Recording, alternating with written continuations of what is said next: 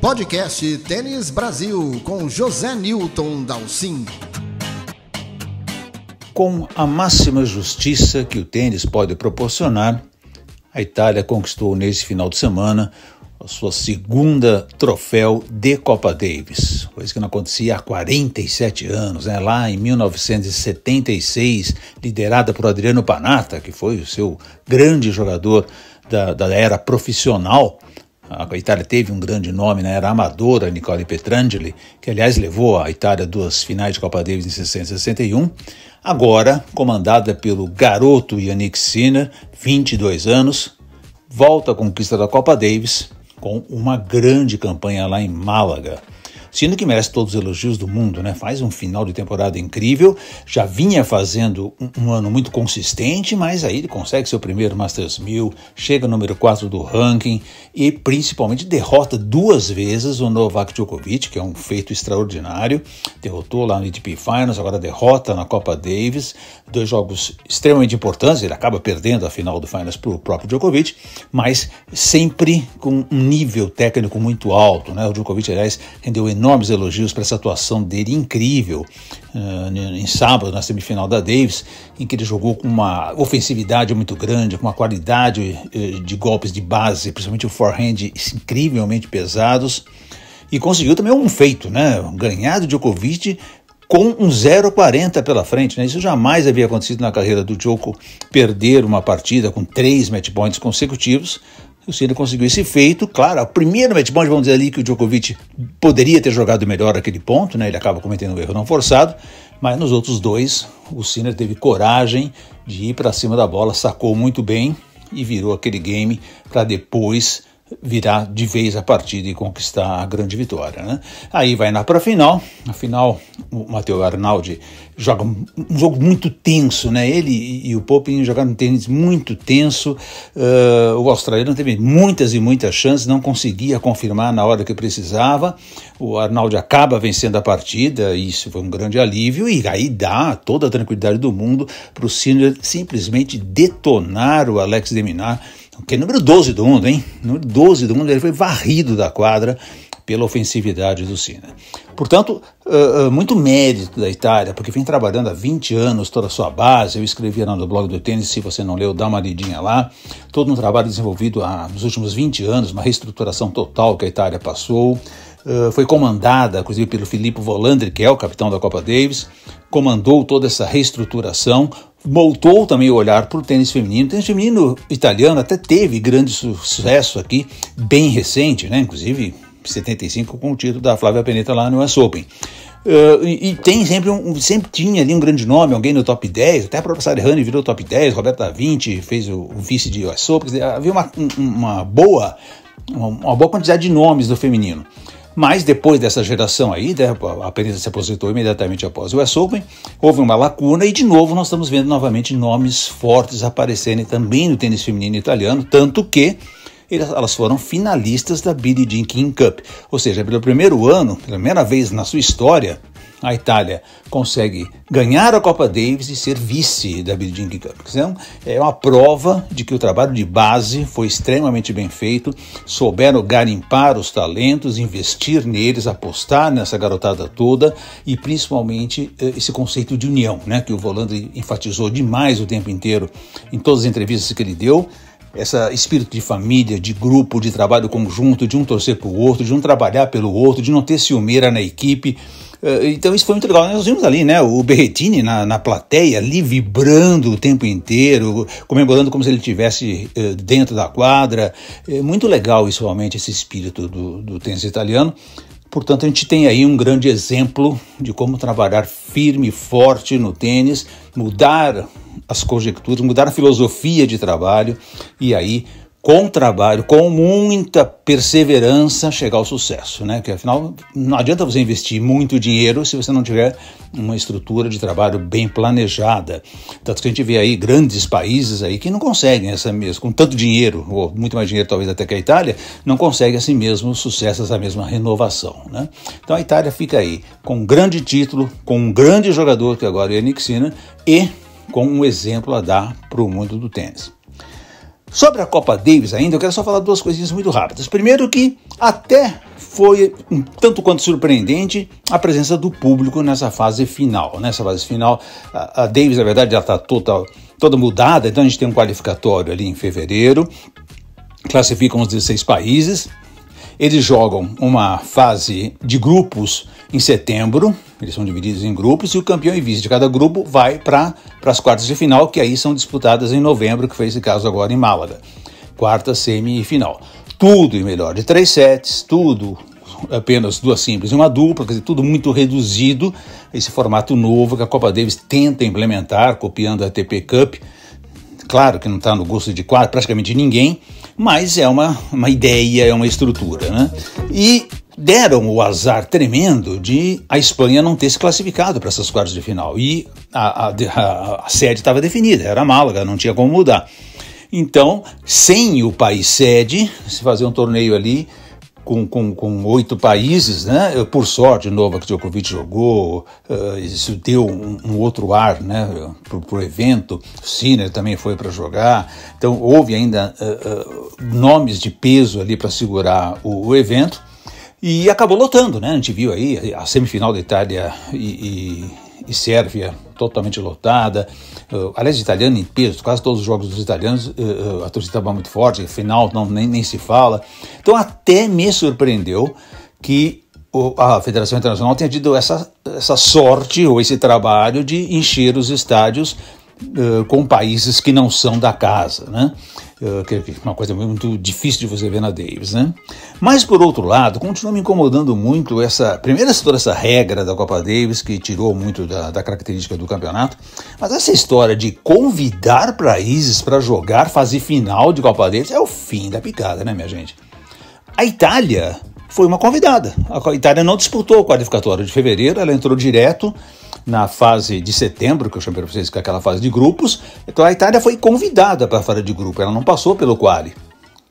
Tudo bem, ótimo, fantástico, que deu certo, a Itália merece mesmo, por tudo que eu já mencionei. Mas é uma convidada que entrou lá, ela não fez todo o circuito para fazer.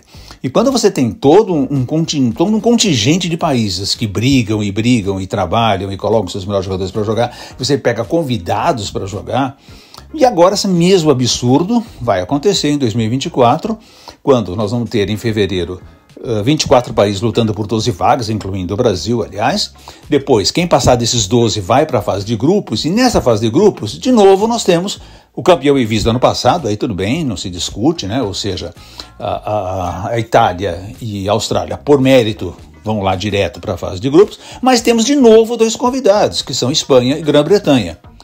Espanha, vamos fazer um esforço para aceitar a Espanha, porque afinal das contas tem uma história muito grande e tem o Alcaraz ali no topo do ranking. Agora a Grã-Bretanha não tem tudo isso, né, minha gente? Não está jogando todo esse tênis, nem tem tantos jogadores assim apesar do Andy Murray, né, que não voltou ao seu melhor nível, mas a Grã-Bretanha não tem tudo isso para ser uma convidada para jogar direto à fase de grupos. Então, se é para convidar, se é para fazer um regulamento pensando nisso, que coloquem os 2 semifinalistas do ano anterior, no caso, a Sérvia, que fez um grande campeonato e perdeu da Itália, e o derrotado pela Austrália. Quer dizer, os 2 semifinalistas do ano anterior é que deveriam, na verdade, ser colocados na fase de grupo, se é que é para fazer esse tipo de coisa. Se não, simplesmente, ao invés de fazer um qualificatório com 12, faz o qualificatório com 14, né? Coloca 7, ou com 18, 16 seria melhor ainda, para classificar os 8. Ou seja, muda esse regulamento muito, muito mal feito, muito mal elaborado, e que privilegia países de uma forma injusta em relação ao resto, né? Claro que a ITF está pensando no fato que, de novo, ela já definiu Málaga como final do próximo ano. Ela também está pensando que a Grã-Bretanha vai fazer uma etapa naquela fase de grupos, ou seja, tudo muito armado, muito meticulado, que a Copa já perdeu muito do seu prestígio, e com essas ações totalmente de bastidores e incorretas, ela só vai perdendo cada vez mais o entusiasmo. Felizmente deu Itália, porque isso fez de novo a Copa Davis ganhar uma importância grande por mostrar esse trabalho da Itália para esses garotos da Itália, que são muito fortes, mas ainda continua sendo muito mal elaborado. De alguma forma, a ITF precisa rever o sistema da Copa Davis. E por falar só nisso muito rapidamente, o Brasil vai ter que viajar à Suécia em fevereiro do ano que vem e olha, é uma grande chance do Brasil passar pela primeira vez para o Grupo Mundial, para essa fase de grupos que eu mencionei para vocês. Porque a Suécia praticamente não tem ninguém, né? O Mikael Ymer desistiu da carreira, que era o melhor nome da Suécia. O irmão dele, o Elias, é o primeiro nome hoje e não está jogando nada, é um jogador bem limitado, apesar de provavelmente escolher um piso sintético e coberto, né, porque lá vai estar inverno. Mas eu vejo o Brasil com grande chance aí, né, de conseguir arrancar essas três vitórias. Apenas são precisas, você precisa ganhar 2 simples e uma dupla dos 5 jogos, dos 5 jogos que vão acontecer para avançar. Eu vejo uma grande possibilidade aí com o Wilde jogando bem, com o Monteiro jogando bem, e nós temos uma dupla fortíssima, né? Então, vamos ficar de olho em fevereiro. O Brasil tem uma chance aí de passar pela Suécia. Vamos ver onde é que a Suécia vai optar de jogar, mas eu não tenho dúvida que vai ser um sintético coberto. E vamos esperar que os nossos jogadores estejam em completa forma. Monteiro terminando o ano aí machucado, né? Tomara que ele se recupere, inclusive, para brigar pelo quadro do Australia Open e aí encarar esse desafio lá na Suécia. E a entrevistada do podcast de Tênis Brasil desta semana é Teliana Pereira, a nossa ex-43 do mundo, hoje comentarista de ESPN. A Teliana participou de um evento Pro-Am, né, entre profissionais e amadores, promovidos pela JHSF e pelo Itaú, este final de semana lá em Porto Feliz. E a Teliana bateu um papo com o jornalista Renan Juste, que gentilmente atendeu aqui os pedidos do podcast e bateu um papo com a Teliana sobre o circuito feminino, análise de 2023 e o que nós podemos esperar para a próxima temporada. Renan Juste tocando o barco aí com a Teliana.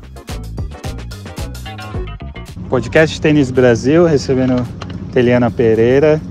Teliana, quero que você, obviamente, teve a oportunidade aí de acompanhar bastante o circuito, né? Cada vez mais.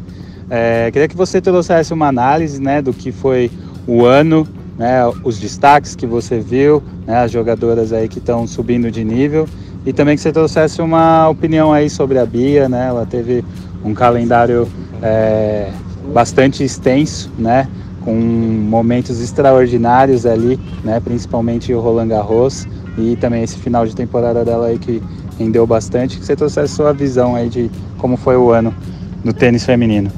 Interessante, né? A gente viu ali uma Iga que vinha praticamente dominando, só se falava dela, e acho que esse ano ela aprendeu bastante com as derrotas. Eu acho que teve uma evolução muito grande da parte mental, de que ela vinha... Quando você só ganha, você tendo uma cabeça, uma mentalidade boa, você se acostuma muito com isso. E aí quando você acaba tendo algumas quedas, é difícil você entender, né, o porquê que aquilo está acontecendo e ter que ir atrás de soluções. Eu acho que foi um ano muito interessante da Iga falando nessa questão, e ela finaliza o ano jogando bem demais, com a mentalidade de que ela vai perder. Isso é muito importante, porque você ganha, e quando você perde, eu acho que você aprende muito mais. Eu acho que a Iga teve muito esse aprendizado. Teve a Sabalenka, que obviamente estava ali na corrida, né, para o número 1, para ganhar os Grand Slams. E ela que teve uns anos atrás um problema muito grande, que também o feminino pega muito a parte mental, né? É impressionante, mais ainda do que no masculino. Ela teve as questões dela com o saque, que para mim isso é total cabeça. Óbvio que você faz alguns ajustes da parte mecânica, mas eu sempre falei sobre isso na TV, para mim era mental.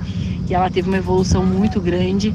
E o tênis ficou muito mais competitivo, né? O feminino. A gente teve Sabalenka, a Iga, um ano muito duro para a Ons, que ela chega ali nas finais dos Grand Slams, acho que foram 2 Grand Slams, e ela não consegue. Puramente mental, na minha opinião, sentiu muito, e essa queda é dura, tanto que para mim ela não finalizou o ano muito bem. Acho que ela está sofrendo com essas questões. Aí fora isso, a Bia, que para mim foi o grande momento, né, do ano, né, fazer semifinal de Roland Garros, que é um Grand Slam que significa tanto pra gente, com toda a história que tem ali. E o ano é sólido, mas ao mesmo tempo um ano um pouquinho conturbado com as lesões que ela teve antes de Wimbledon. Ali em Wimbledon, que foi um momento muito triste. Eu estava fazendo o jogo dela quando ela teve que desistir. E quando fala da Bia nessa parte física é duro, porque a gente sabe que ela faz um trabalho muito duro, que para ela é complicado, e ela teve uma evolução gigantesca. Então, quando ela sente, a gente fica um pouquinho ali, né, num desconforto. E ela finalizar com o troféu foi simplesmente, para mim, foi fechar com chave de ouro o ano dela, né? E eu acho que, óbvio que as vitórias da Bia são muito importantes, mas eu vou além. Para mim é o que ela está construindo ano a ano na carreira dela. Ela está construindo uma carreira muito sólida. Eu acho que quando você chega muito rápido, a chance de você ficar é muito pequena. E eu vejo a Bia entre as 10 durante muito tempo. Para mim, ela é uma das melhores jogadoras da atualidade. Mentalmente é uma outra jogadora, teve uma evolução, um amadurecimento gigantesco junto com a equipe dela, que é inevitável a gente deixar, né, de falar, que é o trabalho que o Rafa está fazendo. E não só o Rafa, o Paulo, o fisioterapeuta dela. Eles conseguiram encontrar, na minha opinião, um equilíbrio muito grande de tênis e mental. A gente vê a Bia falando muito sobre isso, né? E quando você chega, para mim, a jogadora, quando ela chega nesse equilíbrio, é muito difícil derrubar. Então, assim, quando eu penso na Bia e quando eu falo sobre ela, óbvio que eu fico feliz quando ela chega numa semifinal de Roland Garros, de um Grand Slam. Mas eu tô olhando pra frente, porque eu vejo que ela tá lá e ela não vai sair. E se acontecer, porque a gente não sabe o dia da manhã no tênis, e se acontecer dela sair, ela vai voltar, porque ela tá aprendendo com cada dia. Então, assim, analisando um pouco, eu acho que foi um ano muito interessante no tênis feminino, e é importante a gente ter essa variação, né? Não ter o tempo todo a Iga, porque realmente quando tem na minha opinião, quando a gente tem uma jogadora só lá ganhando os torneios nas finais, mostra que tá faltando a competitividade. E hoje a gente vê muitas ali brigando com a Iga. E a Bia é uma dessas. Então, assim, eu acho que cada vez fica mais interessante, cada vez fica mais duro. O calendário é muito extenso, se falou muito sobre isso também. Acho que, falando um pouquinho mais da Bia no calendário, talvez ano que vem ela vá fazer um calendário um pouco mais inteligente. Não que não tenha sido, mas assim, selecionando um pouco mais, porque o ranking também te permite isso, né? São fases na vida. Você tem que faz um calendário muito mais cheio de torneios, depois você vai entendendo o que encaixa melhor, você também tem que respeitar o corpo. Então foi um ano muito interessante. Eu acho que o ano que vem a gente vai ter um ano mais competitivo ainda, no sentido de que todas as jogadoras evoluíram e uma vai puxando a outra, que foi o que aconteceu, na minha opinião, no Big Three, né? Que era o Rafa, o Nadal e o Djokovic. Eles tinham que evoluir, senão eles iam ficar para trás. E eu vejo o tênis feminino indo muito nessa pegada e nesse sentido. E o que você pode trazer de análise para o próximo ano, né? Vai ser um ano com certeza muito disputado, porque o tênis feminino é bem o que você falou. Se a gente olhar a quantidade de campeãs de Grand Slam, é totalmente diferente do masculino. Sim. E eu acho isso muito legal. E é importante, porque isso mostra que tem muita menina jogando bem. Né? E a gente vê no masculino ainda, o Djokovic, imagine, ganhou 3 Grand Slam, ganha finals, assim, tem ainda, né, o Alcaraz, que vai sofrer ano que vem. Eu acho que vai ser um ano muito legal, mas a gente tá aqui falando de tênis masculino, mas eu já vou me empolgando. Mas assim, de projeção, eu vejo um ano muito parecido com o que a gente viveu esse ano, só que com jogadoras mais preparadas. Então, assim, eu acho que vai ficar ainda mais duro. Eu acho que a Bia vai ter um ano ainda melhor e torço muito. E eu não tô falando só de torcida, de telha na torcida, mas assim, vendo o que ela vem construindo. E não só a Bia, né? Eu acho que a Laura também tá fazendo um trabalho gigantesco. A gente vê aí a Luísa voltando depois de um momento muito duro, de lesão, ganhando títulos, vários títulos com jogadoras diferentes. Mostra que é ela, né? Óbvio que na dupla você tem uma parceria muito importante, ter esse entrosamento, mas mostra que ela pode jogar com qualquer uma. Eu vejo que o tênis, no geral, feminino, tem uma projeção, né? Tem uma expectativa muito boa. E o tênis feminino brasileiro também. Porque a gente vê, tem uma visibilidade muito maior. Hoje se assiste tênis feminino na televisão, coisa que, por exemplo, na minha época era raro ter. E com isso a gente vai ter muitas meninas vindo. A gente estava falando, né, da nova geração, a Naná, tem a Vitória que está lá fora, né, construindo a carreira dela. Tem mais uma que agora me fugiu o nome, mas que está jogando muito bem também, uma novinha. Esqueci agora, mas assim, a gente vê que tá se construindo algo sólido. E cada uma vivendo o seu mundo, mas com uma troca, que eu acho que isso é crucial para o crescimento do esporte brasileiro. Eu tô empolgada, eu acho que daqui para frente só melhor. E o legal do tênis feminino é que se fala também, essa incerteza, sabe, do que você vai ter na quadra. Nós mulheres, a gente luta com muitas questões, né? A gente fala sobre isso. Se fala-se muito pouco, na verdade, sobre isso, sobre o ciclo menstrual, que altera muito o nosso humor, o que a gente vai render. Eu acho que tem muito que evoluir ainda, sabe? Os treinamentos, eles têm que ser melhor feitos, têm que ser melhor planejados quando você está trabalhando com uma mulher. Então, assim, a margem de crescimento, na minha opinião, é muito grande e muito promissora. E legal do que você está falando também, que eu noto que o Brasil, ele está formando um time muito sólido, né?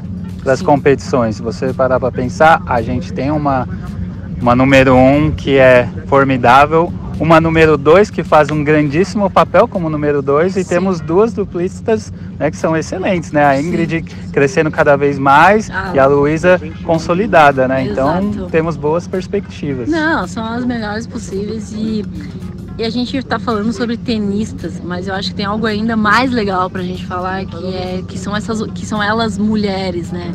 A gente tem a Bia, que é uma menina extremamente humilde, trabalhadora, a Laura igual. E sim, são seres humanos, são mulheres que têm muito a acrescentar. Quando você senta para conversar com elas, assim, não é só sobre tênis, porque na minha opinião, bater na bola todo mundo sabe bater. Chega um certo nível que não é isso que vai fazer diferença, é o que você tem dentro de você. E eu vejo que essas meninas, mesmo com todo o circuito que é duríssimo, que é muito longo, elas estão preocupadas em dar uma atenção para a nova geração também. Lógico, não é fácil você conciliar todo o tempo, mas tem essa troca, sabe? A Luísa faz isso muito bem também. A Ingrid, que na minha opinião é talentosíssima, mas que a Luísa teve um papel muito importante também de estar puxando ali. Tem que ser assim, e todo mundo tem que crescer junto. Não dá para você pensar só numa jogadora. Vamos pensar no conjunto, a gente precisa melhorar a nossa mentalidade e a gente tem que pensar mais no que está vindo também, né? Como que essas meninas estão sendo formadas? A gente está preparando bons treinadores? Essa é uma pergunta também muito importante. Então, assim, vamos pensar no contexto geral, vamos pensar grande e vamos pensar para, óbvio, viver o presente, mas vamos pensar daqui 5, 10, 15, 20 anos, onde é que o tênis vai estar?